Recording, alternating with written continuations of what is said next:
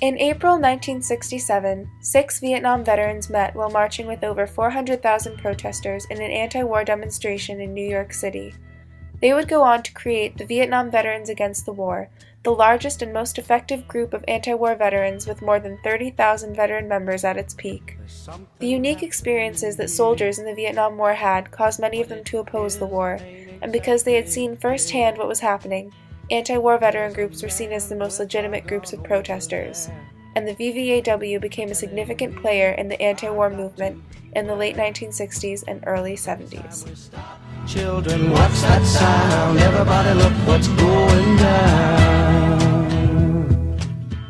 After the Gulf of Tonkin incident in 1964, Congress passed the Gulf of Tonkin Resolution, authorizing President Johnson to send the first military combat troops to Vietnam.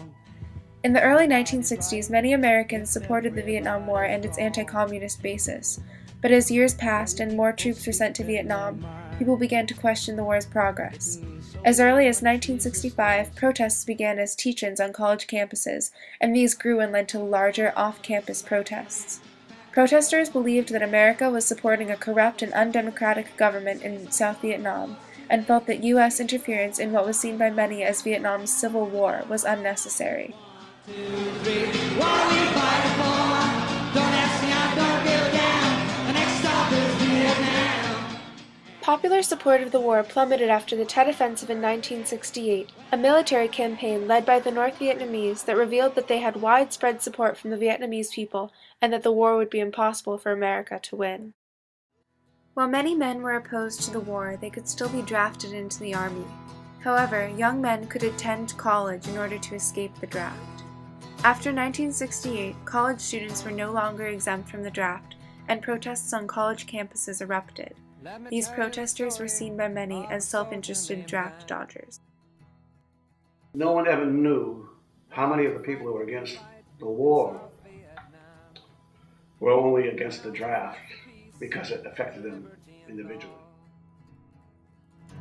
Some soldiers who had already had doubts about the war became vehemently anti-war during their time serving.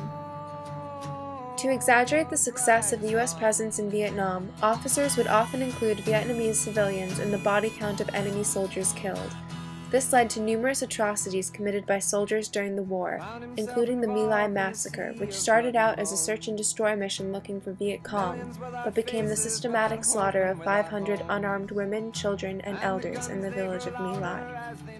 There was a sense of guilt that seemed to permeate the whole hill. When the American people heard of the event, they were outraged, and the My Lai massacre became the touchstone event of the Vietnam War. The movement of soldiers against the war grew, and coffeehouses near military bases in America spread anti-war ideas to soldiers, while an underground press of anti-war newspapers for soldiers thrived. A show called F the Army Toward Vietnam, giving performances and allowing soldiers to voice their opinions on stage. Some soldiers expressed their opposition to their officers by engaging in fragging, attacking them with grenades. When soldiers who opposed the war returned home, they did not always feel accepted by the protesters who often blamed them for the controversial war. These veterans found camaraderie with other veterans who shared their opinions and related to their experiences, and joined groups like the Vietnam Veterans Against the War. Today, Senator John Kerry, a leader of the VVAW, reflects on the significance of anti-war veteran organizations. I wanted to change what I thought was a misconception, that somehow you couldn't be a patriot and oppose the war at the same time. I thought veterans could change that. It allowed those soldiers to vent their frustration as well as work toward peace. These guys are talking about something they had lived, so their opinion had credibility in more ways. Many people did not understand or agree with my act of public dissent. To them, supporting the troops meant continuing to support the war, or at least keeping my mouth shut. Others said that I spoke for them. I just knew I couldn't remain silent. I felt compelled to speak out about what was happening in Vietnam. In January 1971, in Detroit, Michigan, the Vietnam Veterans Against the War held the Winter Soldier investigation. The name Winter Soldier came from Thomas Paine's speech about the Sunshine Patriot who deserted when times got hard at Valley Forge. These veterans felt that they had a duty to be winter soldiers and to explain what they witnessed in Vietnam, and to publicize the fact that the atrocities committed by the soldiers in Vietnam were encouraged by their officers and the written and unwritten policies of the American government. Since nobody senior ever did anything to stop it, the policy was promulgated and everybody assumed that this was what was right. Over 150 honorably discharged and many very highly decorated veterans of the Vietnam War were called to the stand to testify to war crimes committed on a day-to-day basis under the full awareness of officers. Testimonies were given by veterans that had observed or participated in activities such as the causing of the death of civilians, mistreatment of prisoners of war, and destruction of peasant fields. I didn't like being an animal, and I didn't like seeing everybody else turn into animals either. The veterans also addressed the My Lai massacre and asked why Lieutenant Calley, who led the massacre, was the only person being prosecuted for it when his actions stemmed from government policies. The testimonies from these soldiers gave people in the U.S. a first-hand account of the war. Senator Mark Hatfield had the Winter Soldier testimonies read into the congressional record, and John Kerry presented the findings of the investigation to Congress. And we cannot consider ourselves America's best men when we were ashamed of and hated what we were called on to do in Southeast Asia. Perhaps the most significant and most publicized event organized by the VVAW was the Dewey Canyon 3 protest in April of 1971. For a week, the Vietnam Veterans Against the War camped out on the Capitol Mall along with their supporters, including entertainers and politicians. Each day, more people came out to support the VVAW protests. I tried very hard to keep our protest orderly and calm. I wanted us to be reaching out to America, not pushing people away, and we succeeded in doing that. Ted Kennedy and other senators even came down to meet with us, and I was invited to testify in front of the Senate Foreign Relations Committee. I think it mattered. I think that week in Washington broke through. On the last day of the Dewey Canyon protest, the group of veterans that had grown to over 1,000 came together to throw medals that they had been awarded for service in the war at the steps of the Capitol building. One by one, they made statements expressing their opposition to the war and its leaders, and threw discharge papers, silver stars, purple hearts, and other medals.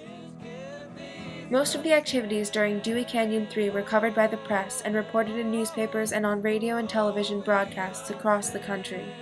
Vietnam Veterans Against the War had become a well-known part of the growing national anti-war effort. Mr. Nixon.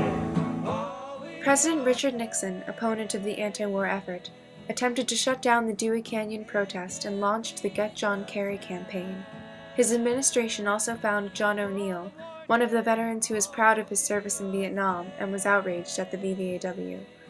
The Nixon administration encouraged O'Neill to form the Veterans for a Just Peace, one of the pro-war veteran groups that didn't want the VVAW to represent all Vietnam veterans.